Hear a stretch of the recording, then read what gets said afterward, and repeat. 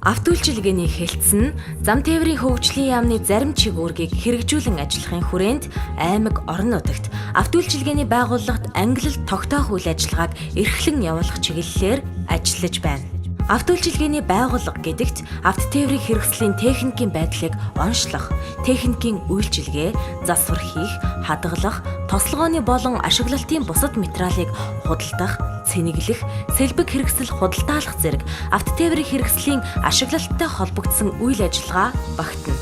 Ангилал нь A, B, C гэсэн 3 хүрээнийх байх бөгөөд ангилал тогтоолгоход дараах материалуудыг бүрдүүлнэ. Үүнд аж ахуйн нэгжийн гэрчилгээний хуулбар, иргэн бол цахим иргэний үнэмлэхний хуулбар, тохирлын үнэлгээний гэрчилгээ гаргуулах, шинжээчийн дүгнэлт, байгууллагын хүчин чадал, тоног төхөөрөмжийн танилцуулга, үйлчилгээний нэр төрөл, тэдгээрийг гүйцэтгэх технологийн карт, үйлчилгээний үн тариф болон ажиллах цагийн хуваар, хэрэглэгчдэд гарал үүслийн гэрчилгээтэй стандартын шаардлага хангасан найдвартай бүтээгдэхүүнээр үйлчилгээ хийлгэх, инженер техникийн өндөр ур чадвартай, мэргэжлийн үнэмлэх зэрэгтэй мэргэжсэн хамт олноос стандартын шаардлага хангасан үйлчилгээг авах.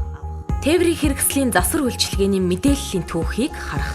Авто тээврийн цахим нэгдсэн санд холбогдож үйл ажиллагааны статистик мэдээллийг тухай бүрт нь авах, хянах зэрэг давуу талууд бий болно. Авто үйлчилгээний хэлтэс